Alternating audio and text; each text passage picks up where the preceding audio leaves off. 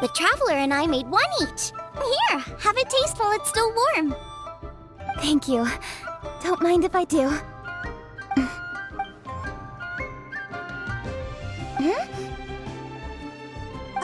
What is it? This flavor... I've tasted it before. Apologies. Xiangling, Traveler, thank you both. This is everything I had hoped it would be. It tastes wonderful and... quite amazingly, somehow it took me right back to my childhood, when my grandfather was still around. Really? That's awesome! I didn't have a chance to fully explain before. In fact, when Master had filled in the missing parts of the recipe for me, I realized that I already knew how to make this dish. You already knew? You mean you were able to make this without ever seeing the recipe? Uh-huh. My dad taught me how to make it. Wait, but isn't this dish from Kuching's grandpa's notes, though? About that. I do not believe that this recipe was my grandfather's creation. My grandfather was a well-known real estate tycoon in Liyue, and also a scholar. He was an avid collector of old books and was quite knowledgeable on many of Liyue's customs and traditions that are no longer practiced. As a child, I used to spend a lot of time with him in his study. We'd read the classics together, then debate how much of it was actually genuine, and whether Rex Lapis was real or not. He used to say, books are just a bridge that bring us a little closer to history. It's up to those of us in later generations to ask these questions, search for the answers, and decide what they mean. Since then, my grandfather has passed on, and I've grown up to become a Qixing. My views on Rex Lapis have changed in this time too, from myth to reality. For me, the name Rex Lapis is inextricably wound up with memories of my grandfather. Whenever I see his name written down, it always reminds me of sitting in my grandfather's study, seeing all of his notes. As I said earlier, this recipe came from those same notes. It's an ancient dish that he was trying to restore to its original form. But, unfortunately, without the full recipe, he never quite succeeded. Still, each time he tried cooking it, he'd always get me to have a taste while it was still warm. The memories. This really is the taste of my childhood. Ancient dish? Are cornbread buns really that old? Well, at least in my family it is. My dad learned how to make it from his dad, and supposedly it's been passed down that way for generations. We call them chili mince cornbread buns. They're a traditional folk food snack, easy to pack up and Seeing Guoba just reminded me of something. I actually made this dish on the day I first met Guoba. How did you first meet? It was in a cave in the mountains. I ducked inside to get out of the rain and saw an offering table in there, so I put the cornbread buns I brought with me on it. Then I ended up falling asleep, and when I woke up, I found out that Guoba had eaten every last one. Guoba followed me around ever since. We're practically family now. Hold up! Stop the conversation! Look! The stone! It burst open! It's...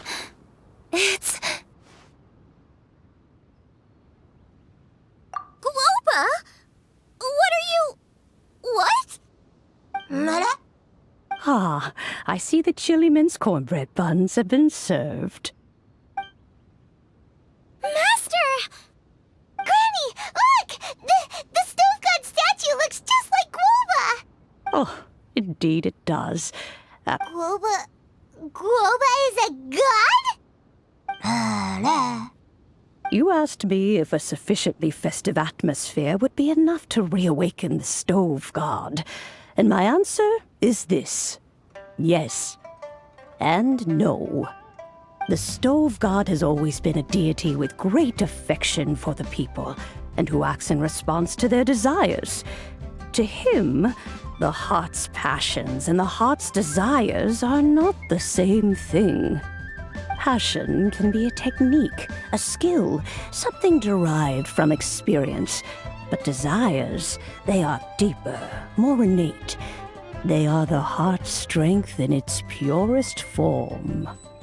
Masterful chefs is wonderfully exciting, but it is more an exercise of passion than of desire, and passion alone will not suffice to reawaken the stove god from his deep slumber. But just now, when Kuching ate this dish he had longed for, a deeply held desire was fulfilled. As well as receiving an answer to her question, she also gained something much more precious. A moment of poignant nostalgia so vivid, it felt like she was right there alongside her grandfather. The enormous power unleashed by the fulfillment of this desire resonated with the stove god's statue, and caused it to manifest once more the form it took in the past. Of course, the stove god himself is not contained within the statue. The true stove god has been here with us all along. How does it feel, seeing a statue of yourself from your glory days? Look at him. Still so majestic. Glory days? Wait, what happened?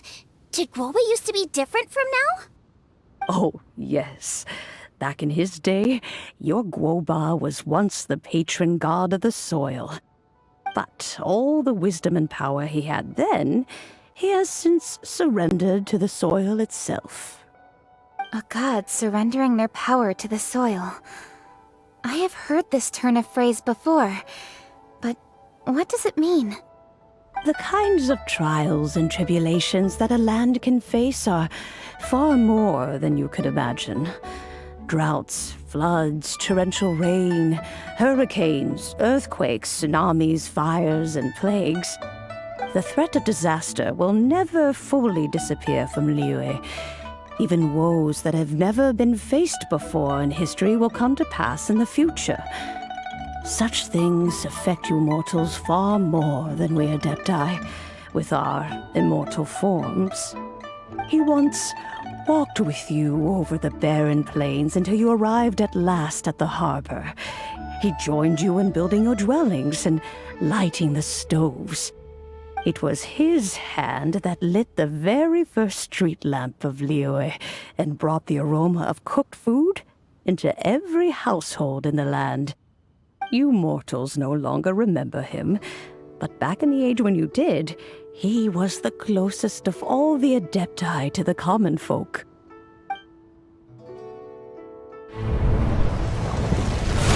Marchosius, god of the stove, born from a spark when stone struck stone. He was a god with a great love for humanity and their well-being. Millennia ago, the people sought to expand their city. They built a dwelling on the plains and called it the Gueli Assembly. The stove god cared greatly for the people, turning himself into minions who went into every home, fostering food and solidarity alike. Alas, their home was taken by a flood. The waters ravaged the Gueli Assembly and forced the people back south to Liyue Harbor. Though the distance was not far, the journey was plagued by a terrible storm. For a dozen days, the Adepti stayed by their side. During this time, the stove god cooked an ancient delicacy, flatbread with a meat sauce to stave off the cold and damp, fit for those on the move. Centuries later, disaster and plague arose once more. The stove god would appear no longer, for he placed all of his power into the land itself to quell the calamities.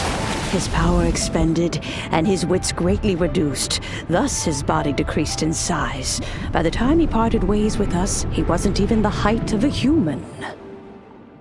He told Rex Lapis and I of the dishes that bring joy and of the secrets of the flame, then went into the mountains and entered into a long slumber.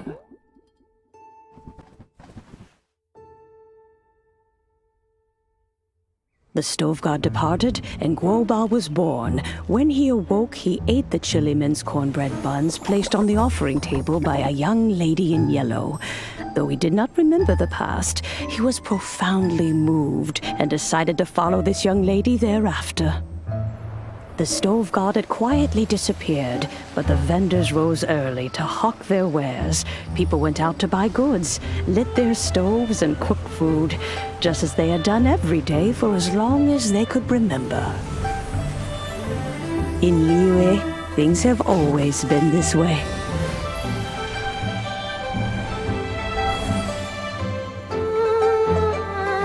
Nature provides, the mountains rejoice. We are blessed by heaven's good grace. Years have gone by. The world has transformed, but our way of life survives.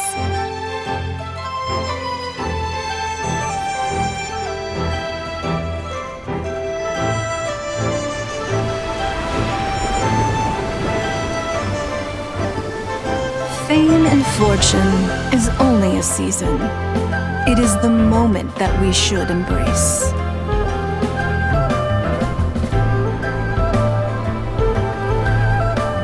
Past meets present. Heritage becomes legacy. Long into the future may we thrive. You once told me that dining is the profoundest of customs in the human world. To eat well is to consume vitality itself, and to drink well is to partake of the very essence of the world. It is a matter of paramount importance, you said, for people cannot face the arduous journey ahead on an empty stomach. At once a humble affair and a profound one. A humble meal of maize and spring water is also profound in that. By ensuring one's survival, it paves the way for millennia of human history and culture to come. My dear friend, Liyue has changed so much while you have slept. Looking at the prosperity and beauty around us today, does it make you happy? Guoba, this is kind of a huge deal. Why didn't you say anything? He is not who he once was. Even the power of speech evades him now. There is no way he could have told you. Oh. Guoba, but... Xiangling. Do not be saddened, Xiangling. There are two sides to everything. Guoba may have lost many of his formal faculties, but he is now as carefree as can be, without a single worry in the whole world. In this world we inhabit, who can truly be said to live a life free of all woes? Those with a mind and with the knowledge will certainly be troubled by all manner of things. But he has gone further than us in his journey. He had both wisdom and courage. Everything he took upon himself, he was also ready to part with. His carefree demeanor today is a testament to the fact that he is at rest. So since you are his friend, take good care of him. Go out to walk and play. Allow him to eat, drink, and be merry. I will! You can count on me! Xiangling, you have an adeptal affinity. Guoba follows you around because he has respect for you. The moment he awoke, he was met with the familiar flavor in the chili mince cornbread buns he ate. After all that time, he still recognized the dish he had invented, and he approved of you as the one who had cooked it. That's right. The taste of one's home cuisine always brings back memories of home. Though he remembered nothing, eating the food you had cooked gave him a feeling of familiarity. That is why he stuck by you. You may be the first person in history to give the stove god the experience of being a satisfied customer. If that's true, I couldn't be happier. Because putting a smile on customers' faces is what we chefs are called to do. Well then, it's getting late and I still have things to do. Time for me to say goodbye. Traveler, Paimon, Xiangling, thank you all very much. I look forward to spending more time together in the future. I guess my dad's probably heard the good news already, but I should still go catch up with him. Master, it's been a while since you came by. He thinks about you all the time, you know. He's always... Oh, goodness me. Off we go then. Let's...